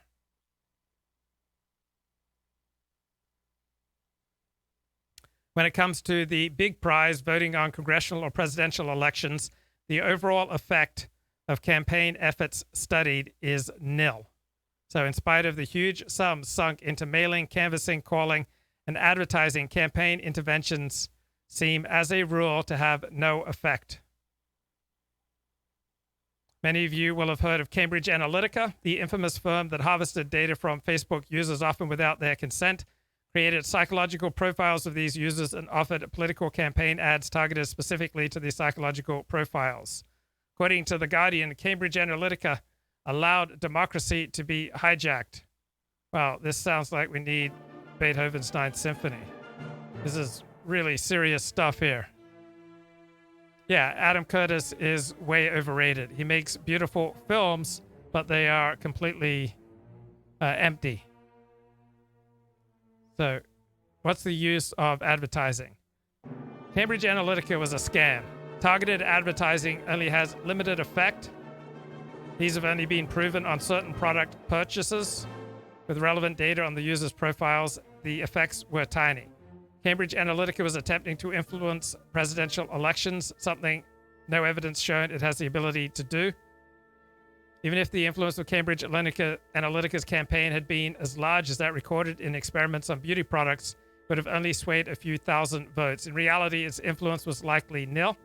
Republican political analysts remember the Cambridge Analytica employees throwing jargon around, but they never saw any evidence that it worked. It was pop psychology BS. The main explanation previously offered for the inefficiency of political campaigns is that each side invests in reaction to the other's investment. Remember, 2020, the Democrats spent over $100 million on each of several U.S. Senate races, such as trying to defeat Lindsey Graham, and they did not win any of those races. Now, the news media has an important effect on the outcome of presidential elections, claims some academics such as statistician Andrew Gilman, political scientist Gary King. But they specify the effect is achieved not through misleading advertisements, sound bites, or spin doctors, but by conveying candidates' positions on important issues. Generally speaking, the main role played by the news media is to provide the information without which citizens cannot make informed political decisions. So, more news media coverage on a particular issue makes for a more informed electorate. Citizens who trust the news media more are also the best informed. The more the public is aware of what politicians are doing, and the more efforts politicians make to fulfill their wishes. So the media and political campaigns play a largely positive role in informing citizens, but the same result could be achieved at a fraction of the cost. The sums spent on political campaigns pale by comparison with the amounts lavished on advertising. So in 2018, more than $500 billion was spent on advertising worldwide. Now, in theory, this would heavily influence consumers' preferences, making them choose, for example, more expensive products or favor inferior alternatives. What are the effects of advertising? Researching this is difficult. Why is it difficult? Because there's not clear evidence of its effectiveness. Most advertising has no discernible effect whatsoever. The main variable moderating the effectiveness of consumer advertising is the same as that which moderates the effect of political ads, whether or not the audience has preconceived opinions. So you can shift people incrementally through advertising, whether it's for politics or for a product. But advertising has zero effect on consumers who have already experienced a product. So advertising does not make some products gain a better image or appear more prestigious. Advertising works by giving customers information on inherent product characteristics. And this information is superseded by personal experience when it is available. So cigarette ads were an efficient way of tapping into a market of people who had not previously been aware that smoking was an option. Because traditionally, young people, children were not supposed to smoke. So advertising could make them aware that this was available. When advertising does affect consumers, it does not affect them in a way that reflects sheer credulity. So the effectiveness of ads relying on celebrities depends on whether the celebrity is perceived as trustworthy in the relevant domain. Gratuitous sex and violence in ads are more likely to decrease their impact.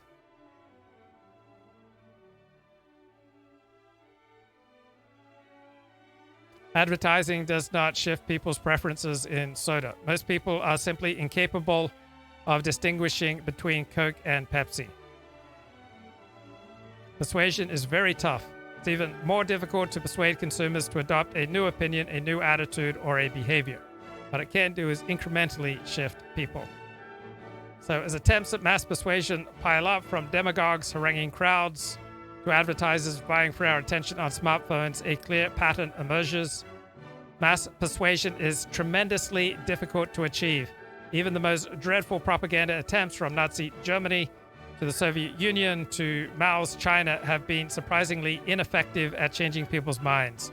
Any advertising message or any demagogue's harangue that clashes with our prior beliefs, that clashes with anything that we are happy to do anyway, is overwhelmingly likely to fall on deaf ears. The Catholic Church, at the height of its power, could not get peasants to fast, could not get peasants to confess, could not get peasants to make penance, to willingly pay the tithe, or to abandon their pagan practices. Nazi propaganda failed to make Germans abhor the handicapped or to hate Jews.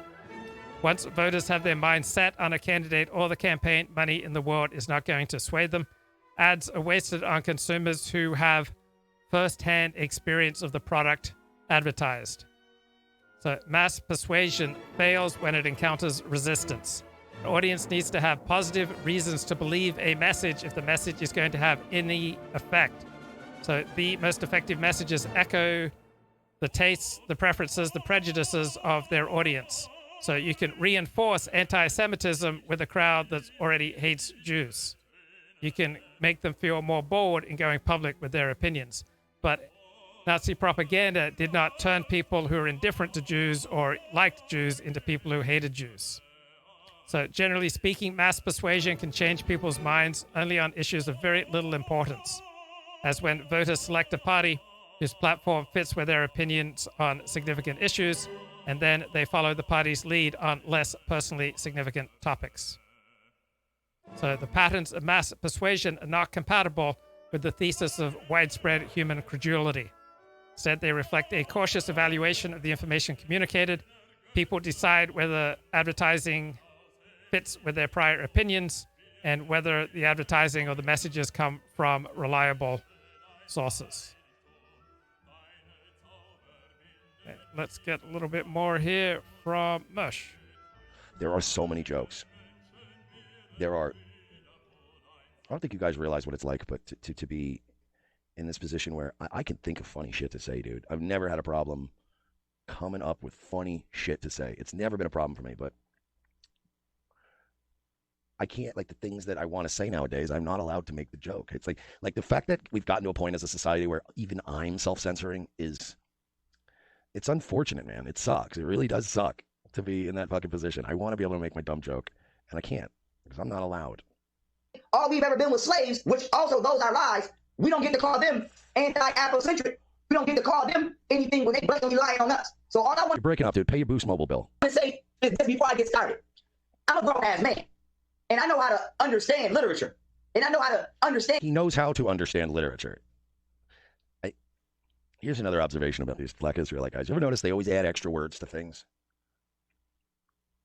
They always add, it's like they're in court, and they always add extra words to sound sophisticated, and it's like, but it's just, it's not how you would say that. Information when I analyze it with my brain. And if something doesn't make sense to me, I'm always going to tell the person that's presenting that information to me to make it make sense. Wow, bro, damn. So you're like a regular, like a person. Wow, dude, that's crazy, bro. You analyze things with your brain and make decisions, bro. What other advanced things do you do? And that's why, like what I was saying earlier about like even that Chris Rock bit about the whole Chris Rock thing about the whatever it is, the fucking, you know, wanting a congratulations for doing the basics, right? But then you got to wonder, it's got to be There has to be like a thing. Like, I'm trying to. Let me do this. Let me do this gently, guys. I got to figure out a way to do this gently. When you're, I'll put it this way. I'm not actually going to use him as an example. I'll use my own example. So I grew up in a very highly dysfunctional family. It's not exactly doesn't exactly blow people's minds, but it's true. And I've noticed that people that grow up around dysfunctional people, like I did, they always want a pat on the back for doing the bare minimum. And it's because whatever community they were in or whatever family they were in didn't do the basic bare minimum. So what I'm saying is I have a feeling that some of these black guys that grew up maybe in certain socioeconomic backgrounds and stuff, it's like when they realize that they can read a book, or they realize that they can read a book, or that they can be on time to work, I think that they think that it's like a superpower. Holy shit, I was on time to work 5 times this week. Holy fuck, what am I, one of the X-Men? Like, legit, I think that they think that just being able to read a book gives them, like, wow, dude, what do I have, superpowers, dude? Man, I held down the same job for 3 years, bruh. Let me tell you something, man. It was like superhuman type shit. Like, you know what I'm saying? They would call me and be like, yo, homie, Q coming on Saturday? And I would say, yes, dog. I would say yes. And then I would go in, man, and it was crazy. I would work the whole day, bro. No, I ain't never met nobody in my hood growing up that could do all that. Am I a mutant? Do I have superpowers? You're like, no. It's just the people you grew up around are shit people. And now you think that you think that you have this like inherent talent. Being on time to things is not a talent. It's just giving a shit. Being able to read is not a talent. There are people with some severe learning disabilities. Outside of people with severe learning disabilities, if you are a human being of average or even below average intelligence and you can't fucking read, there's no excuse. It's something there's no excuse. Okay, terrific book is called Not Born Yesterday by French neuroscientist Hugo Mercier. So, Not Born Yesterday, the science of who we trust and what we believe. So, why do so many people believe silly, titillating rumors? 2015, 20% of Americans believe that Barack Obama, then the sitting United States president, had been born abroad, which would have made him ineligible to become president of the United States. 43% of Republicans thought Barack Obama was a Muslim. In April 2017, David Dow was forcibly removed from an overbooked United Airlines plane. The situation was handled so poorly he lost a tooth, broke his nose, and got a concussion, according to his lawyer.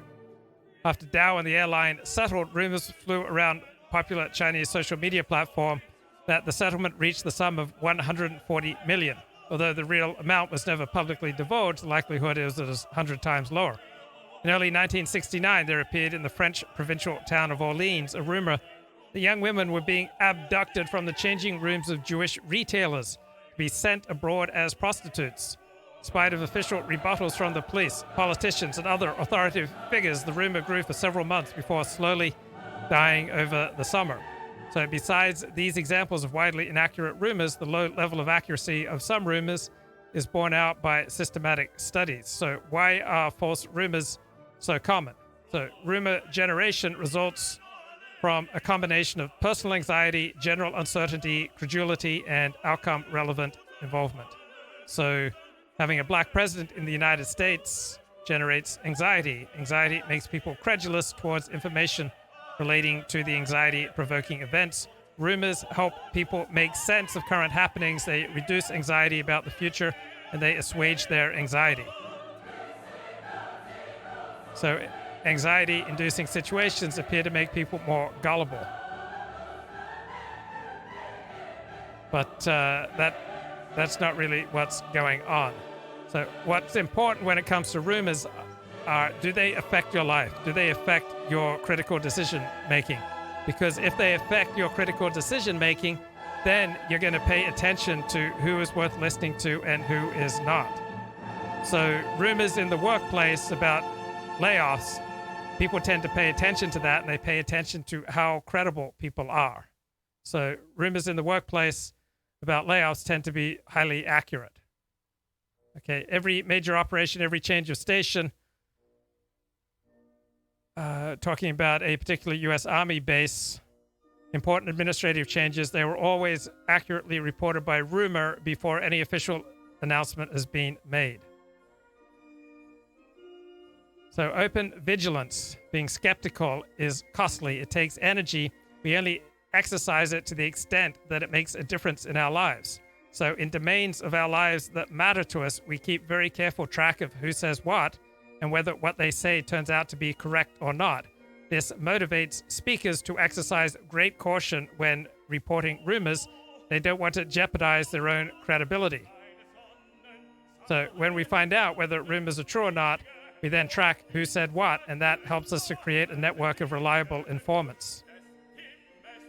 But we don't exercise these mechanisms of open vigilance when we're dealing with majority of rumors, because the majority of rumors don't matter to us. So if Rod Stewart had to get his stomach pumped for ingesting so much male seed, that has absolutely no consequence to our life, whether or not that rumor is true. Right? So most beliefs, particularly most religious beliefs, are essentially